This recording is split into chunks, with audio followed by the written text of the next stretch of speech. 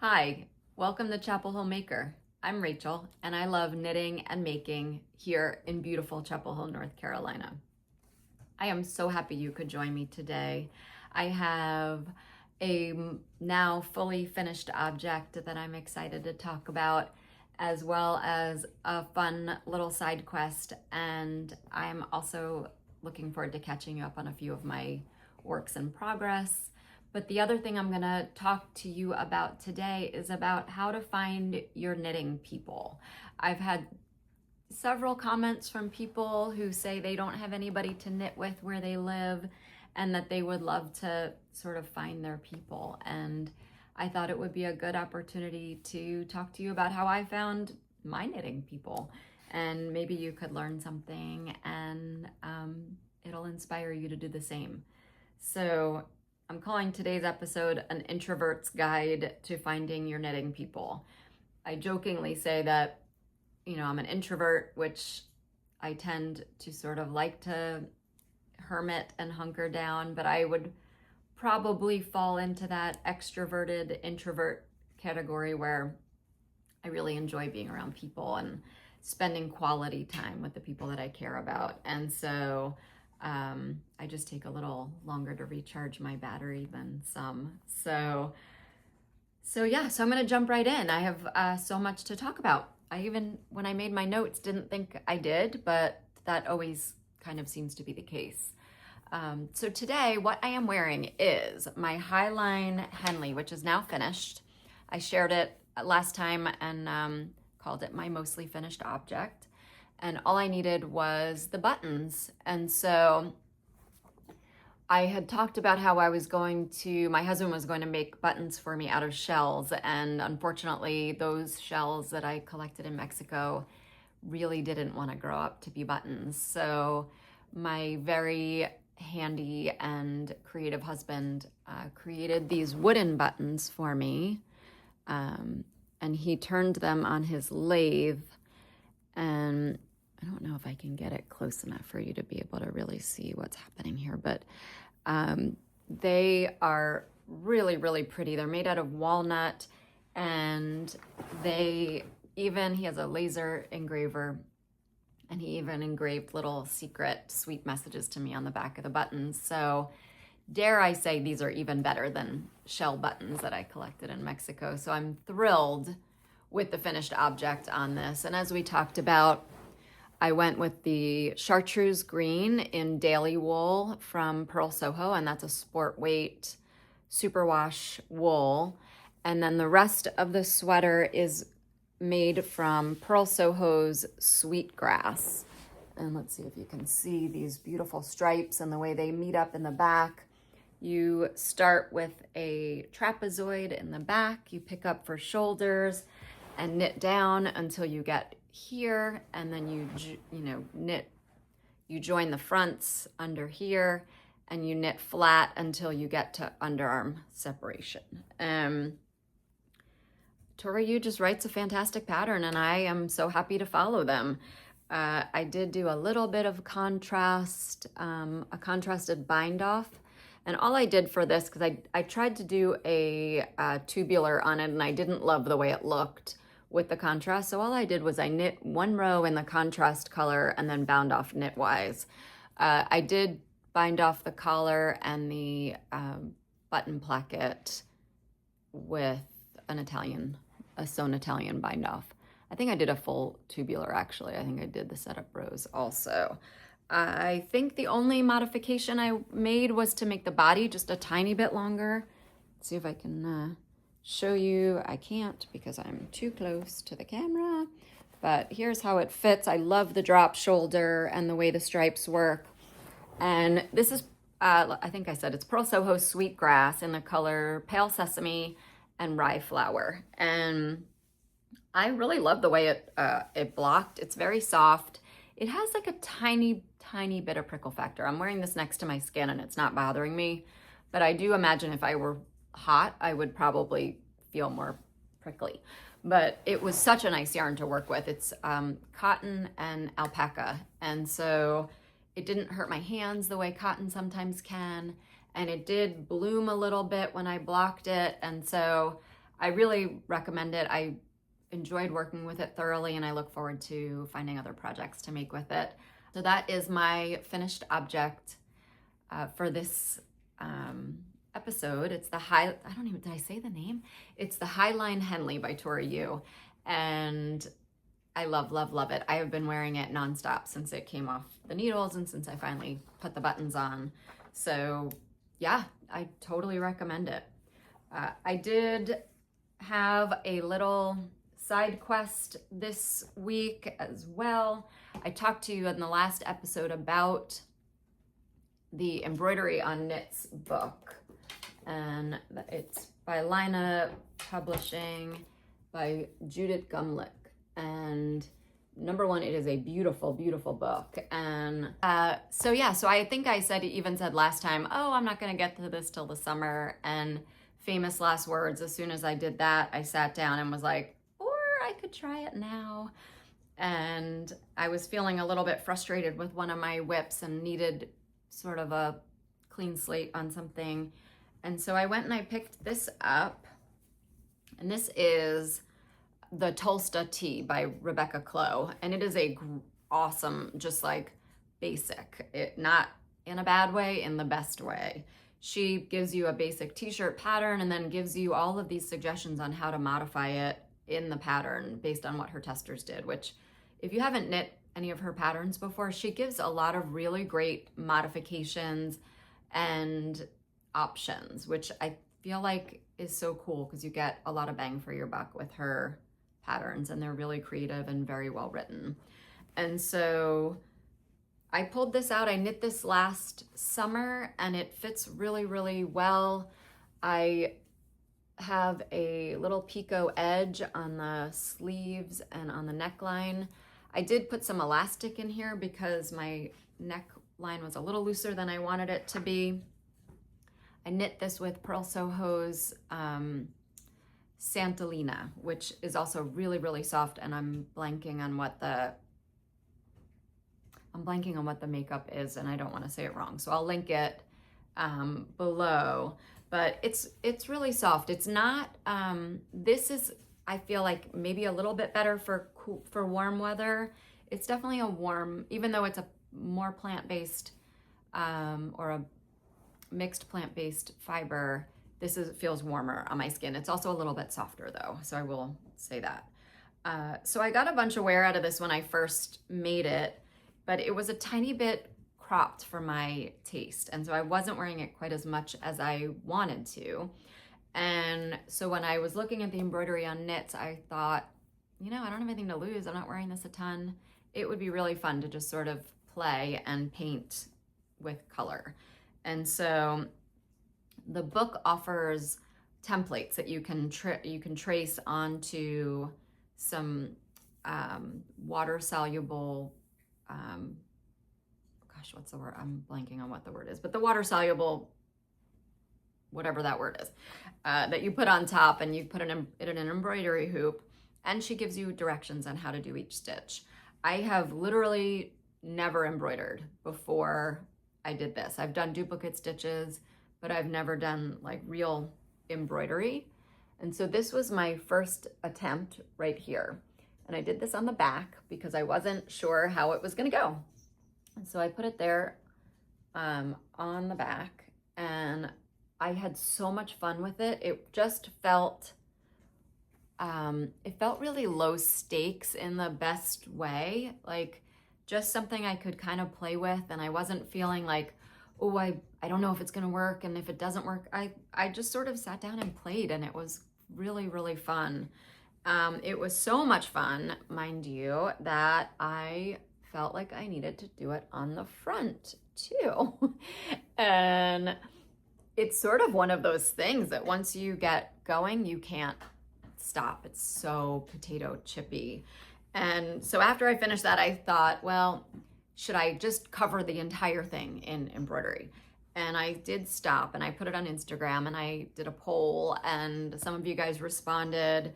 And for the most part, people, I think it was like 48% said, keep going, embroider more, and 52% said, call it good. So for now, I've called it good, but I can't make any promises that this is going to be the last that I'm putting onto this piece. I may look for another piece to embroider on. I was thinking it'd be really, really cute to put like a little ladybug on the sleeve or up at the neck right here. Something just a little extra, but maybe it's too extra. I'm not sure. But it was super fun. I really recommend it if you're looking for kind of a little re-energizer project. Try and embroider on one of your old knits. So I recommend that. So those are my 2 finished objects for this week. And before I talk about my whips, I wanted to spend a few minutes talking about how to find your knitting people. And I've had to sort of do this several times over the course of my knitting journey. I've been knitting for a really long time, and our life has taken a bunch of twists and turns over the years, as I'm sure yours have, and that's the way life does. But you start over a lot, right? And that's part of life. And so for me, starting over usually means trying to kind of find my people. Here are some of the things that I would recommend for finding your people. And I have a list of kind of 4 things to start with and places to look. And for me, it's looked a little bit different at the different stages of my life. And one of the nice things is, as I've found my knitting people, I tend to kind of attract people who are in similar stages of life than I am, sometimes, not always.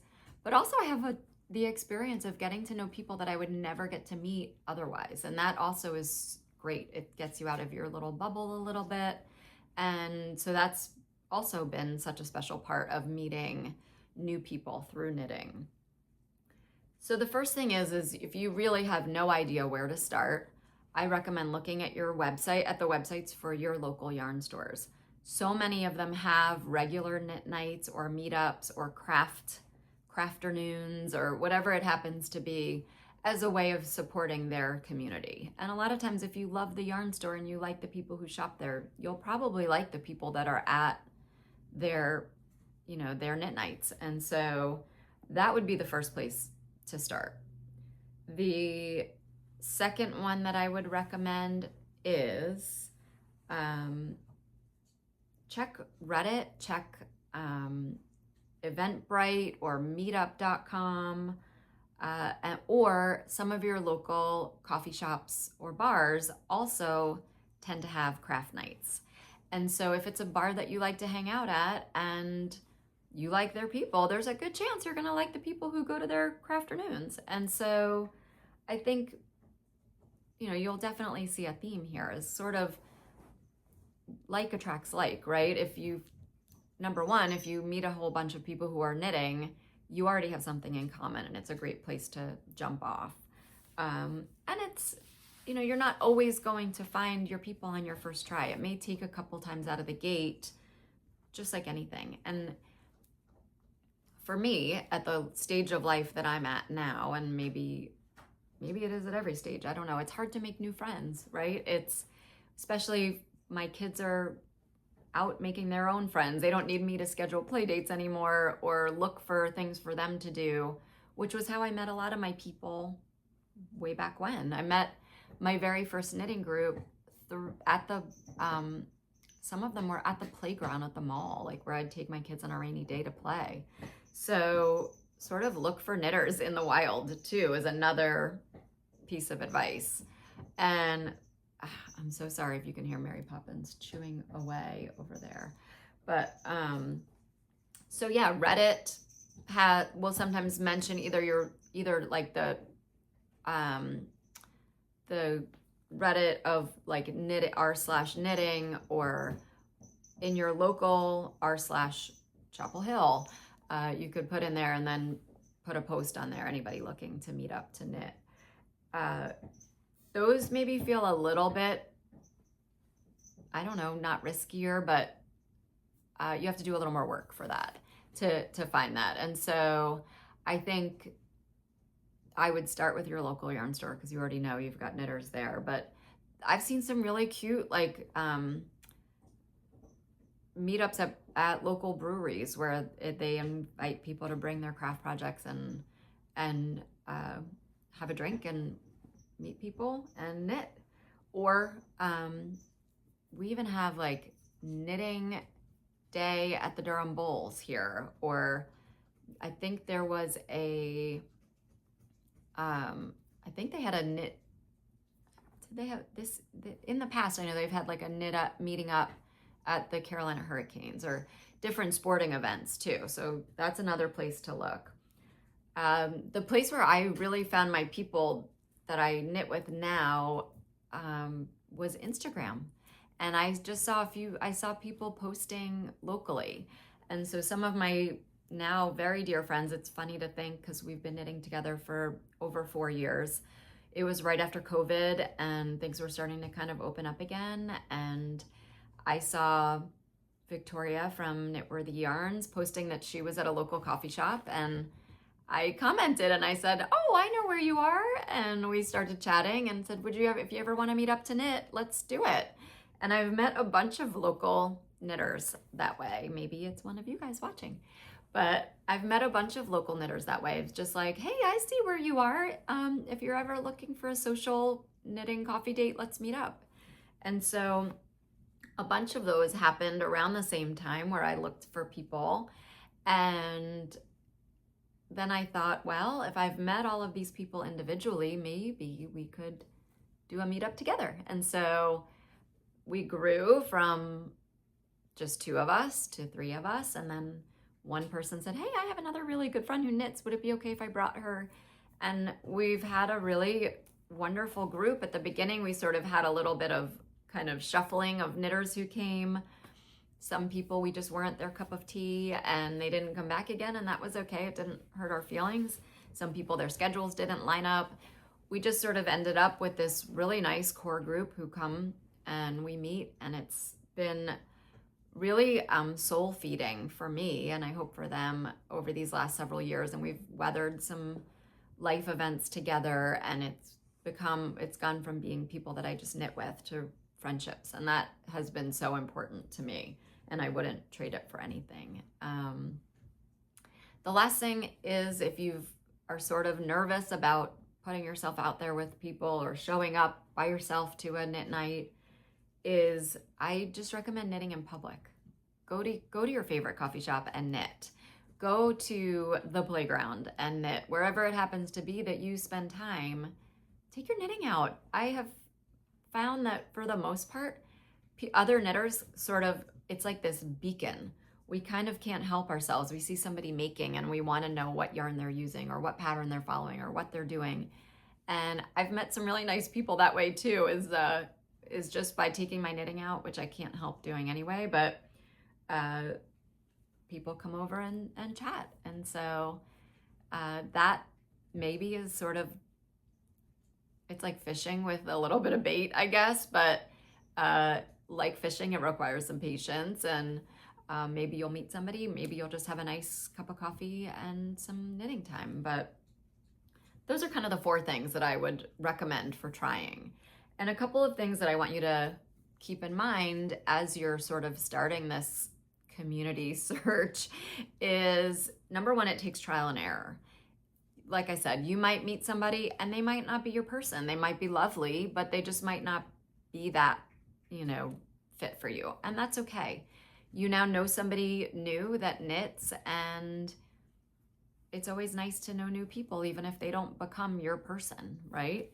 And so it is fun to just make new friends or make new acquaintances, or just have a quick chat about knitting, because that's super fun. The next one is you have to be a little bit vulnerable, which is kind of scary, right? Like putting yourself out there. Hey, I see that you are a local knitter. Any chance you would want to have coffee sometime? And there's a chance they might ignore you. But in my experience at this stage of the game, I haven't had anybody ignore me. I've had people reach out and do the same to me, and I haven't ignored them. So my track record has been pretty good in both directions. And so I was really glad that I let myself be a little bit vulnerable. And in a super digital world, it's a digital way to an analog end, right? To just sit and have a conversation, and coffee with somebody is really nice. The last one is be creative. Like I said, look for knitters in the wild and think of different places that you could try to find them. So yeah, I think it's worth the effort. It's a little bit scary, like I said, to kind of put yourself out there. And I am definitely sort of I love bringing people together, but I'm a little nervous to step off the curb. So I can totally understand how that feels, but it pays back in dividends. So I really want to encourage you, and I would love for you to comment too if you have other suggestions on how to meet people, other knitters, or people just in general. But in my case, I'm talking about finding your knitting people. So yeah, comment below if you have a good I met my knitting people story. I would love to hear it, because I think there's so many creative ways to approach this challenge. So I hope that helps. And I really admire the people who have commented and said, like, I haven't found my people yet. And so maybe this will help you find your people. Maybe you could comment below and say where you're commenting from and find your people in my comments, which would make me so unbelievably happy. So do that too. Okay, so now I'm gonna move on into my works in progress. And these are kind of quick because I've only been really working actively on 2 projects, and one of them you have seen a lot, so I'm not gonna spend a ton of time on it. If you're new here, I'm so happy you're here, and you are welcome to go catch up too on previous episodes. But the first one that has been taking a good bit of my attention, and there's so many strings on this, I have a lot of ends to weave in, but is my checker plate tee by Lily Kate Makes. And I am kind of cooking with gas on this now. I'm just working on the body. I went on a little side quest this weekend while I was watching some of the hockey games and did the collar and the sleeve caps, cuffs, whatever you call them. It still has my waist yarn in there. That's all that is. But I wanted to be able to just try it on and make sure I liked the fit, and it would be easier to rip it back if I left that in. But yes, so this I am knitting out of Wool Dreamers Sayana in the color Ozetta, and it is a toothy 50% wool, 50% cotton yarn, and it has like a little bit of a kind of a slubby texture to it. I don't know if you can see that in the light here, but it has a little bit of a slubby texture to it, and I've really enjoyed working with it. It is not like silky soft, but it holds its shape, and it doesn't behave like a plant-based yarn, which is great, because I want there to be some structure for the lace. And once you get below the sleeves, it is super easy to follow this pattern. You can really read your knitting pretty well. I do look at the beginning of each round, but you don't have to sit there and stare at your chart all the time. And so I love how the collar came out. I think it'll lay flat once I block it. And it fits pretty close, which I like, and it's how it fits her in the picture. And it's a nice little cap sleeve, and it is exactly the shape that I love on my summer knits. And so yeah, hopefully in the next couple episodes, this will be done and I'll be wearing it. So stay tuned for that. But this has been taking a lot of my attention. And then the other project that has been taking all of my attention, not all, a good bit of my attention, clearly you can tell I've been a little scattered, but you may remember from my last few episodes, I was working on the Hey Sailor shirt by Andrea Mowry, which is beautiful. And I love the fabric. And also, I think I just picked the wrong size for myself. And I put it on waist yarn and I held it around, and it literally came out like this far off of my body without a button band. And so, I don't know if you could see, it was pretty far. And so I did some soul searching and some asking around of my friends of what they thought. And sort of the universal was, you gotta frog it. It's too big. And I have a knack for picking the wrong size. It has nothing to do with the designer. My gauge was bang on, which I was really proud of. Roll gauge too, which almost never happens to me. And it was a little heartbreaking to rip it out, but it was the right thing to do. So that has been frogged. And I'm not saying I'll never knit that again. I may decide to go back at it, but it's gonna maybe be a little while before I do that. But what I have been working at instead is called the Kirsten shirt, and it's by Helga Isayer. And it's from the Isayer archives. And if you don't know what that is, it is a project that Isayer did or does where they take old designs of theirs, original designs of theirs, and then update it for like a modern look. And it's really a cool project. I'll put the original and the current pictures up here. But I've done a good bit of work on this in addition to a pretty hefty swatch, which, let's see, hopefully I have it in here. Yes, I do.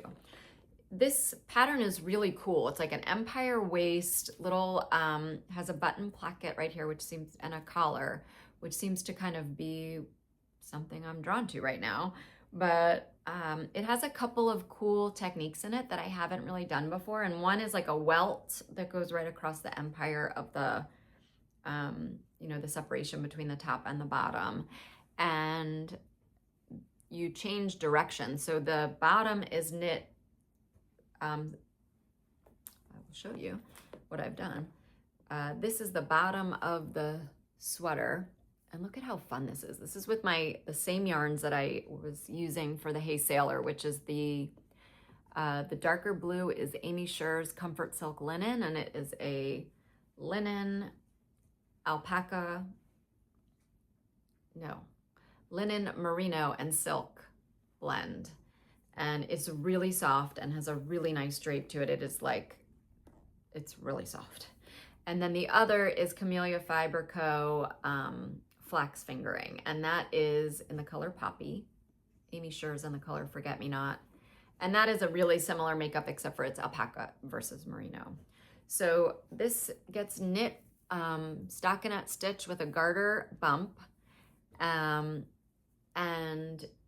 it utilizes short rows. This is going to be the, you know, sort of top part of this. You can see you cast on some extra stitches here. It's going to come across this way, I guess this way, and then you'll pick up and head up in this direction after you finish the bottom of the body. But it's cool, it's knit sideways. And you do a short row, each of these garter sections, you do a short row so that it is smaller here than it is here. It looks super cute in the picture. I hope that it doesn't give circus tent vibes, but I think because it's only one short row in each one, it won't do that. But at any rate, she gives you really specific directions on how to knit the swatch. And so this will give you a better idea of what it's going to look like. And you practice knitting sideways, picking up, and then knitting the welt that goes right across here. And she has you kind of pick up over a barber cord, and then you put the stitches in the back that are on the barber cord onto a needle. And it's really neat. And you do that both for this little button placket, which should lay like this. And it will in the shirt. I chose to sort of join these together so that I could just get a big enough gauge. It's teeny, I know it's not that big, but a big enough gauge so that I could track, you know, check and see. For some reason, I am using substantially larger needles than she recommends in the pattern, and I can't figure out why, but I am on gauge. Her pattern uses a lace weight yarn and a mohair, and mine are 2 fingering weights, but I knit on the looser side, and I'm like up 3 needle sizes or 2 needle sizes from what she recommends. But yeah, I'm excited. It's fun. You know, having been knitting for so long, it's not that often that I try so many new techniques, and I'm looking forward to making more progress on this. But so far, it's been super fun. It's mindless enough that I can TV knit, and yeah, hopefully I'll be able to update you as I continue. I hope that it works out because I really love this yarn and I want to be wearing it on a summer project soon. So I'm excited about it. There are not that many projects of this on Ravelry, so I feel like it's sort of a new to me designer or project, and I'm looking forward to seeing how it comes out. So wish me luck. That is it for my works in progress. As far as acquisitions go, this past Saturday was local yarn store day, and while I had no intention of really going and buying a ton of yarn because I have so many projects going, I wanted to go and support our local yarn shops, and I only ended up making it to one because I ran out of steam. But I did go to our local Hillsborough yarn store, and I am embarrassingly lucky when it comes to local yarn stores here, because I Googled it and I am exactly 16 minutes to 3 different yarn stores and 20 minutes to one other that I actually didn't even know existed until recently. And then I have my friends at Knitworthy who they'll, if I order something, will drop it at my house or bring it to a meetup. So yeah, so I'm super lucky with local yarn stores. The only thing I ended up picking up was a sweater quantity of the Sandnes Lina. Is it upside down? I don't know. In the color deep burgundy, I think it is. And so this is a, let me just tell you the makeup. It's 53% cotton, 33% viscose, and 14% linen. I love this yarn. It is my favorite summer yarn by a mile. I have done a bunch of different projects out of this. It washes really well. It wears really well. It's like a heavy DK weight. They have a thin fingering weight version, but this one is like and they have really beautiful saturated colors. And I don't think I have anything in this burgundy color. I don't usually lean towards purples that much, and this I guess could read kind of purple, but I'm choosing to see it as like a more of a Merlot kind of shade. But I have a few ideas of what I want to knit with this. I saw Danny from Black Mountain Yarn Shop up in Black Mountain, North Carolina, in the mountains near Asheville, just made a black ranunculus, and I've been wanting to knit a second one, and so this might become a ranunculus. Or I'm looking at the Margot top, and I think that's, I don't want to say the wrong designer. I want to say Gregoria Fiber Co., but I'm not 100% sure, so I'll put it on the screen. But yeah, so that is Sandnes Line in the color deep burgundy, and I got it at local yarn store day, and it was fun to just be out. There was it was a beautiful day, lots of great energy, and it's always fun to sort of be around yarn and knitting people. So that was my acquisition. Let's see, my active news cycle avoidance for this week.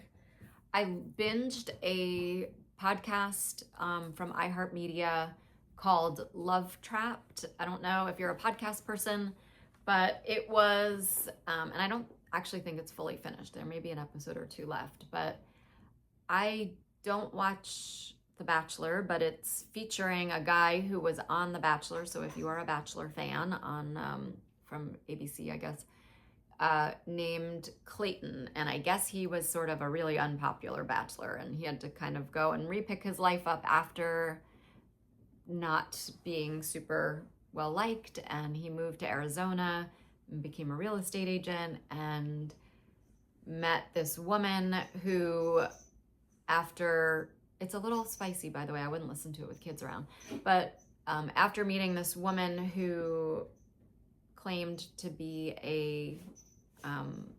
wanting to be a client of his, they ended up getting involved, and I won't spoil it, but lots of crazy things ensued, and it was really interesting. It kind of sucked me in. I wanted to hear what was going to happen. So that was Love Trapped by iHeartMedia, and it's on, all of the different podcast apps. The next thing has been playoff hockey. It has been all hockey all the time in this house, which means once our team is out or once the Stanley Cup is over, we are going to have a serious hockey hangover. But Thankfully, the Carolina Hurricanes just advanced to the next round, so we get to have a little more hockey, and that is always exciting. Next is, I talked last week about the book, The Celebrants, that I was listening to, and it's by Stephen Rowley. He was the same guy who wrote the Gunkel series, and I really like his writing. He narrates the books himself, and I like his narration style. This book was about 5 college friends who, when they were in college, and they're about right around my age, and right at the end of their college experience, they lost one member of their group passed away, and they had a funeral at a very formative age of 21, 22, and they made a pact to celebrate each other, have a funeral while they're still alive. And so it was a really cool concept to me that sort of they graduated from college, they all went their own ways, and loosely kept in touch, but kind of went on with their life. And one of them hit a life crisis and called everybody for her funeral. And they got together and they celebrated her while she was still alive and what it meant in her life for her. And so the pact was that they could do that once for everybody. And I loved the concept. I loved the way he sort of meandered through their lives. My only challenge that doesn't make me sort of recommend this 10 out of 10 is that I didn't, like, the characters had flaws, which I guess we all do, but they weren't entirely nice people. And so it was hard to kind of always root for them. But I think it was cool that he showed that even though they weren't perfect people and they weren't perfect friends or partners, having people in their lives who tell them what they mean and that they're important and that they matter made such a huge difference as they navigated through life. So I really enjoyed the book. I really enjoyed the concept. I just didn't always, I found the characters to be like a little bit whiny or cranky sometimes. And that was the only thing that sort of kept me from loving it. So that I recommend with reservations, I guess. And then I don't have a podcast recommendation for this week because if I've been on YouTube, I have been deep into fiddle leaf fig research. I have a fiddle leaf fig that I think she's like 3 years old now, maybe 4. And she is her name is Dolly, and she is maybe about 6+ feet tall at this point, and she's got 2 really long branches that come out. And I want to make sure I'm taking the very best care of her that I can, but she's tall. If I can get a good picture, I will. I'll post it here. And so I am trying to get up the courage either to prune it or to notch it so that it sprouts some new branches. And I feel really nervous. She was a Mother's Day gift from my kids a few years ago. And so I'm afraid I don't want to hurt it. And if you have any fiddle leaf fig experience, comment below and let me know your advice or your experience or your cautionary tales. But yeah, so that has been my YouTube obsession this week, is really trying to figure out, because it's growing season now, right? So I want to make sure that I do it at a time where the plant has a lot of energy and is ready to kind of push out some new leaves. But I've also been repotting and splitting plants, and I have 2 pretty big monsteras. One started out pretty small and now she's big, and one's just big. And I'm trying to figure out what to do with them. I even texted my friend Hannah from Hannah G Knits and asked for her planting advice, because if you watch her podcast, she is a plant genius as far as I'm concerned. She grows things from seed and she's like a plant whisperer. So I texted her for planting advice, and I think when it gets warm enough, I'm going to take my monsteras outside to get some summer sun and see how they do. But yeah, so that is the plant update from here in Chapel Hill. But that really brings me to the end, and I want to thank you so much for your time. I think I said at the beginning that I didn't have that much to talk about today, and here I am, almost 40 minutes later, and it turns out I had a lot to talk about today. So thank you so much for joining me. And as always, thank you so much for liking and commenting, for joining, subscribing, and sharing and all of the wonderful ings. And I hope you have an awesome week, and I'll look forward to catching up with you again soon. Thanks for watching. Bye.